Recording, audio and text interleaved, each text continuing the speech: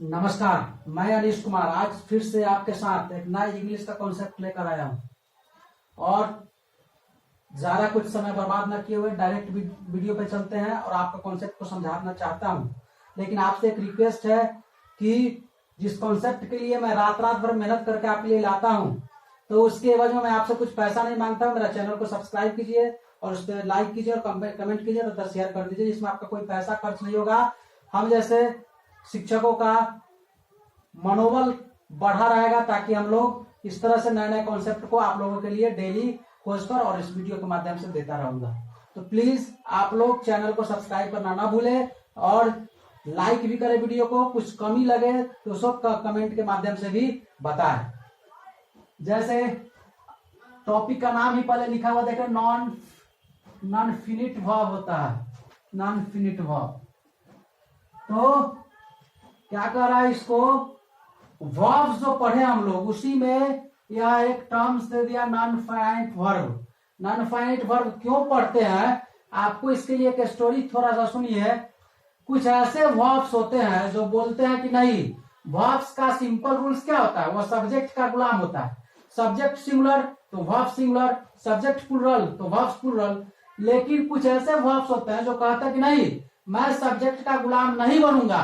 तो जो verbs subject का गुलाम नहीं बनना चाहते हैं, यानी जो वर्ब्स कहे कि नहीं मैं सब्जेक्ट का गुलाम बनना नहीं चाहता हूं, वैसे स्टेज में जो हम लोग प्रयोग करते हैं, तो वर्ब्स के 3 रूप दिया गया कि तुम यह 3 रूप में रहोगे तो तुमको कभी भी किसी सब्जेक्ट का गुलाम बनना नहीं पड़ेगा। तुम अपने मर्जी से चलोगे, तुम्हारा जो रूप होगा वही सब तर चलेगा। तो वह 3 रूप क्या दिया गया, वर्ब टू इंफिनिटिव, जेरांड और पार्टिसिपुल।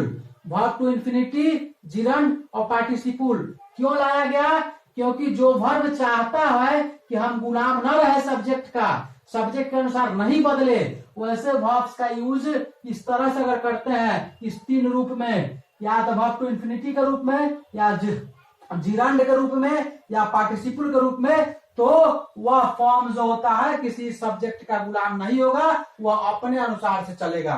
तो सबसे पहला इसी में आज हम पढ़ेंगे वर्ब टू इंफिनिटी। जिरांड अगले क्लास में पढ़ेंगे, पार्टिसिपल अगले क्लास में पढ़ेंगे। आज वर्ब टू इंफिनिटी को देख लेते हैं। वर्ब टू इंफिनिटी का जो मेन बेस रूप होता है, फॉर्म्स होता है, वो क्या होता है, 2 + V1, यानी जो बताए थे वर्ब्स का पहला रूप V1, V2, V3, V5 5 form होता है वर्ब का। तो वर्ब के पहले फॉर्म में 2 जोड़ देंगे, वही वर्ब टू इंफिनिटी हो जाता है। वर्ब टू इंफिनिटी में क्या है देखते हैं। तो वर्ब टू इंफिनिटी मैंने क्या बोला कि वर्ब कह रहा है कि हम गुलाम के नहीं बनेंगे, यानी कि वर्ब जब गुलाम नहीं बनेगा, वो अपना बेस रूप को छोड़ दिया, यानी कि वो वर्ब नहीं रहेगा, वह दूसरे के तरह काम करेगा। किसके तरह काम करेगा, तो वह कभी नाउन के तरह काम करेगा, कभी एडजेक्टिव के तरह काम करेगा, कभी एडवर्ब के तरह काम करेगा।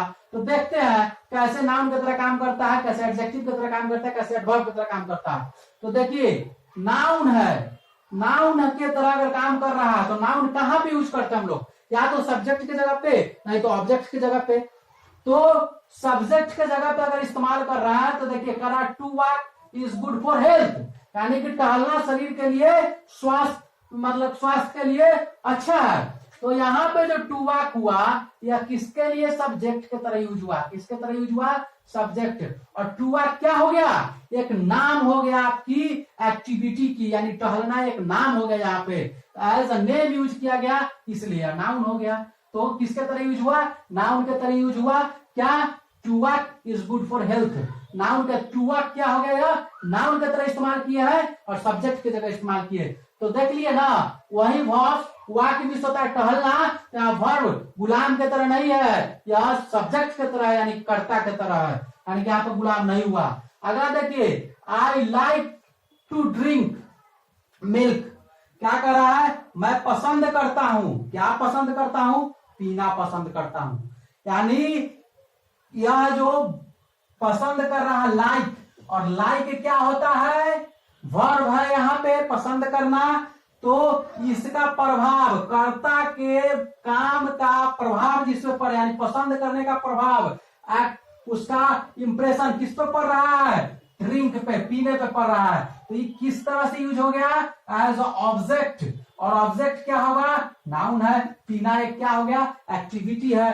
पीना खाना यहाँ पे एज एक्टिविटी यूज हो गया, नॉट अ वर्क यूज हुआ। तो यह किसके तरह यूज हो गया, नाउन के तरह यूज हो गया। तो समझ में आ रहा है ना, जब वर्ब का नाउन एडजेक्टिव या एडवर्ब के रूप में यूज करना पड़े, या दूसरे तरह समझे, वर्ब जब गुलाम के तरह यूज नहीं होना चाहता है, यानी कि सब्जेक्ट के अनुसार बदलना नहीं चाहता है, तब नॉन फाइनाइट वर्ब का रूप यूज करते हैं। उसी में से वर्ब टू इंफिनिटी का एक रूप को समझ रहे हैं। वर्ब टू इंफिनिटी का बेस फॉर्म क्या होता है, 2 + V1। अब तक हमने क्या समझा कि वर्ब टू इंफिनिटी किसके तरह यूज हो रहा है, नाउन के तरह यूज हो रहा है। किसके तरह यूज हो रहा है, नाउन के तरह। अब अगला देखिए, एज एडवर्ब, यानी अब वही वर्ब टू इंफिनिटी किसके तरह इस्तेमाल हो जाएगा, एडवर्ब के तरह इस्तेमाल हो जाएगा। एडवर्ब के तरह का इस्तेमाल होता है। देखिए कहा क्या, I read to pass examination. Read का मतलब एडवर्ब क्या करता है, एडवर्ब का डिफिनेशन क्या होता है, वर्ब को नहीं तो एडजेक्टिव को क्वालिफाई करता है, यानी उसको एक्सप्लेन करता है। किसको एक्सप्लेन करेगा, या तो वर्ब के को एक्सप्लेन करेगा, नहीं तो उसके क्या करता है, एडजेक्टिव को एक्सप्लेन करता है। तो यहाँ पे देखिए, आई रीड, मैं पढ़ता हूं, किस लिए पढ़ता हूं, रीजन, तो एग्जाम पास करने के लिए। तो क्या हो गया, एडजेक्टिव ऑफ रीजन हो गया, एडजेक्टिव ऑफ रीजन। क्या हो गया, एडजेक्टिव ऑफ रीजन। नेक्स्ट देखिए, I read English to improve our skills. हम पढ़ते हैं इंग्लिश, क्यों पढ़ते हैं, तो अपना स्किल को डेवलप करने के लिए। तो ये भी एडजेक्टिव ऑफ रीजन हो गया। तो किसके तरह से काम करे, adverb of reason, sorry adverb of reason हो गया। तो ये एडवर्ब के तरह वर्क कर रहा है। एडवर्ब चैप्टर पढ़िएगा, उसमें एडवर्ब ऑफ रीजन देखिएगा, वाई से आंसर जो मिलेगा उसको बोलते हैं एडवर्ब ऑफ रीजन। तो क्यों पढ़ रहा है, तो यह रीजन बता रहा है कि एग्जाम पास करने के लिए पढ़ रहा है। क्यों पढ़ रहा है, वर्ब काम, पढ़ना काम है, क्यों इंग्लिश पढ़ रहा है, तो अपना इंप्रूव करने के लिए पढ़ रहा है, क्या स्किल इंप्रूव करने के लिए पढ़ रहा है। तो यह रीजन हो गया, एडवर्ब ऑफ रीजन, यानी एज एडवर्ब इसका इस्तेमाल होगा। दूसरा एडवर्ब है तो क्या एडजेक्टिव को भी क्वालिफाई करेगा, तो एकदम करेगा। यह क्या है, एडजेक्टिव है। एडजेक्टिव है तो एडजेक्टिव क्या करता है, क्या कर रहा है, इट इज इजी, या आसान है। इट इज इजी, आसान है। क्या आसान है, टू सॉल्व, यानी इसे सॉल्व करना आसान है। अब बताइए, इजी को एक्सप्लेन कर दिया, सॉल्व करना क्या है, आसान है। इजी को आसान क्या है, सॉल्व करना। तो इजी को यानी एडजेक्टिव को एक्सप्लेन करने वाला क्या हो गया, यहाँ पे एडवर्ब हो गया। यानी कि एज एडवर्ब इसका इस्तेमाल होगा, किसका, 2 + V1 रूप का, यानी वर्ब्स का इंफिनिटिव फॉर्म का। सेकेंड जब उदाहरण देख रहे हैं यहाँ पे एग्जाम्पल, तो क्या करा, एज एडजेक्टिव, यानी कि एडजेक्टिव की तरह यूज कर सकते हैं, एकदम कर सकते हैं। कैसे कर सकते हैं, तो देखिए, I like milk to drink. यहाँ पे देखिए, यहाँ पे लिखा है I like to drink milk, मैं पसंद करता हूं। देखिए लाइक का डायरेक्ट इंपैक्ट कर रहा है ड्रिंक, पीने पे, ये ऑब्जेक्ट की तरह काम करेगा। लेकिन यहाँ पे आई लाइक मिल्क, पसंद किसको कर रहा है, मिल्क को कर रहा है। लाइक का डायरेक्ट प्रभाव पड़ रहा है मिल्क पे, ऑब्जेक्ट हुआ। लेकिन टू ड्रिंक, पीने में, मैं पीने में, यानी कि कौन पीने में इस्तेमाल कर रहा है, या तो वर्ब के, इसका दिखा रहा है एक्शन कि दूध को पीने में पसंद करना चाहता है, कि देखने में पसंद करना चाहता है, कि फेंकने में पसंद करना चाहता है।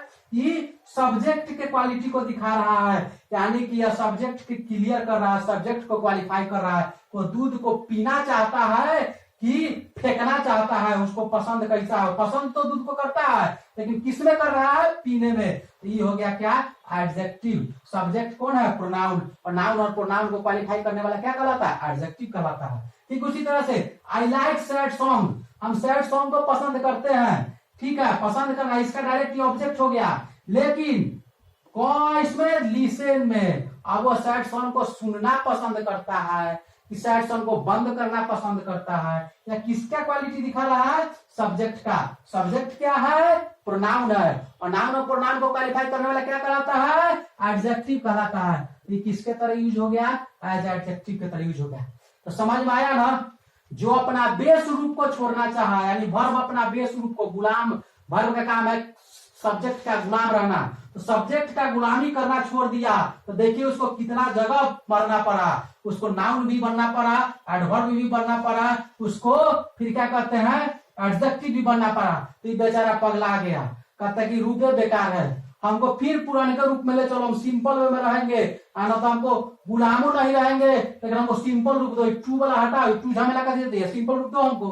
तो कह रहा है कि चल सिंपल रूप तो दे देंगे लेकिन तुमको हेल्पर रखना पड़ेगा, क्योंकि जब आप अपना बेस काम को छोड़ दीजिएगा ना, तो जब आप अपना बेस काम को छोड़िएगा तो भूल जाइएगा, तो आपको उस काम के रिलेटेड हेल्पर को रखना पड़ेगा। तो देखिए कहा कि ठीक है रख तो लेंगे सिंपल रूप में, यानी टू हटा के भी रखेंगे, लेकिन तुमको वो हेल्पर रखना पड़ेगा। और हेल्पर क्या होता है? Modal verb. कौन होता है? Modal verb. ये मॉडल वर्ब हेल्पर लगेगा तो देखिए इसमें से टू हट गया, लेकिन इसके बाद हमेशा सिर्फ और सिर्फ V1 वाला फॉर्मेट ही रहेगा, दूसरा नहीं बदल सकता है, क्योंकि मॉडल वर्ब के बाद में कोई भी वर्ब सिर्फ और सिर्फ V1 के फॉर्मेट में रहता है। तो यहाँ पे मॉडल वर्ब है, तो आई कैन रीड हम पढ़ा सकते हैं, यू पढ़ सकते हैं, यू कैन टीच तुम पढ़ा सकते हो, चाहे आई शैल गो, यह सब क्या हो गया? मॉडल वर्ब कोई भी होगा, उसके बाद जब आएगा तो टू हटा कर आएगा, इसी को बोलते हैं हम लोग बेयर इन्फिनिटी, यानी विदाउट टू का प्रयोग कर सकते हैं। यानी इन्फिनिटी रूप को भी बिना टू का प्रयोग कर सकते हैं। कब कर सकते हैं?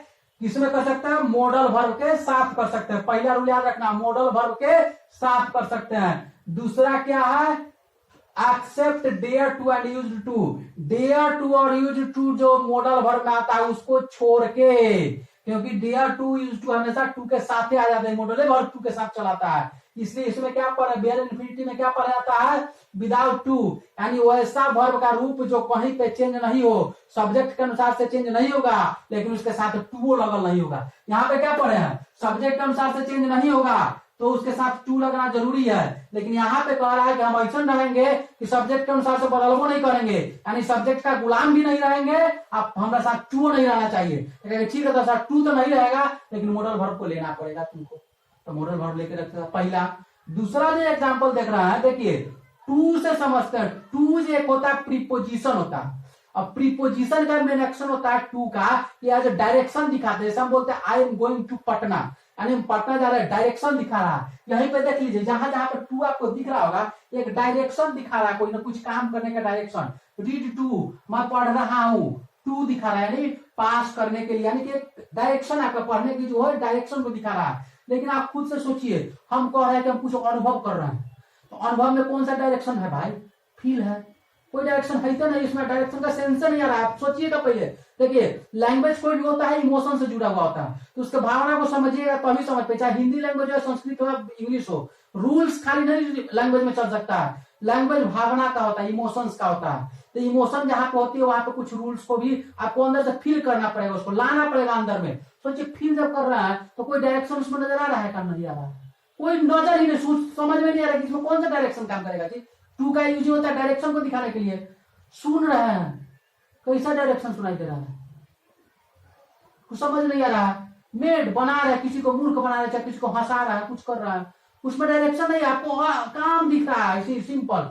शो मैंने देखा, किसी को देखा, देखा तो देखा बस, कुछ मतलब कि इस काम से डायरेक्शन नहीं दिख। जैसे रीड कर रहे हैं तो पढ़ना है तो पढ़ने में डायरेक्शन दिख रहा है ना, हम पढ़ रहे हैं तो पढ़ते पढ़ते पढ़ते डायरेक्शन दिखा रहा है कि वो पढ़ते हम कलेक्टर बन जाएंगे, पढ़ते पढ़ते हम मास्टर बन जाएंगे, पढ़ते पढ़ते स्कूल में टॉप कर जाएंगे, पढ़ते पढ़ते परीक्षा पास कर जाएंगे, एक डायरेक्शन दिखा रहा है। लेकिन हम देख रहे हैं डायरेक्शन, इसमें थोड़ा सा सोचिएगा, डायरेक्शन नहीं, और नहीं कुछ समझ में आए तो 5-6 वो याद कर लीजिए, ठीक ना? क्या याद करना है? फील, हियर, मेड, शो, एगो वाचू आ जाता है, यानी ये सब जो 4-5 को याद कर लीजिए।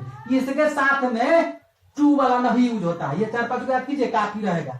टू वाला यूज नहीं होता है, 4-5 को याद रखना जरूरी है।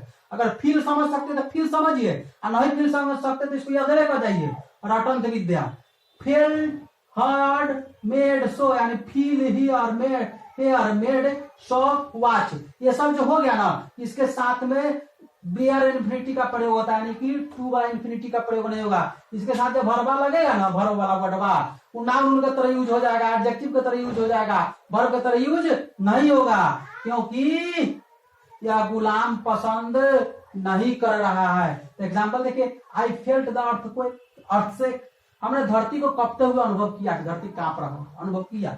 तो फेल्ट अनुभव किया, अर्थशेक धरती कांपना वर्ब होता है, लेकिन यहाँ पे नहीं है, टू नहीं है, क्यों? क्योंकि इसके बाद नहीं लगता है। दूसरा क्या है, वी हियर्ड हिम क्राई, हमने उसको रोते हुए देखा, रोते देखा, हम लोग ने रोते देखा, उसे रोते देखा उसे हियर्ड देखा, लेकिन क्राई के पहले टू नहीं लगा। क्यों नहीं लगा? क्योंकि हियर्ड हियर के बाद जो भी प्रयोग होगा वेयर इंफिनिटी में उसका यूज मतलब कि विदाउट टू के करते हैं, विद टू वाला इंफिनिटी नहीं करते हैं। ही मेड मी लाफ, तो मुझे हंसाया, या तो समझिए कि डायरेक्शन वाला टू होता है, नहीं लगेगा, नहीं समझिए तो याद कर लिए, मेड वाला नहीं बनता है, हो गया। तो लग गया क्या, लाफ में से टू हट गया क्योंकि नहीं लगता है इसके बाद में।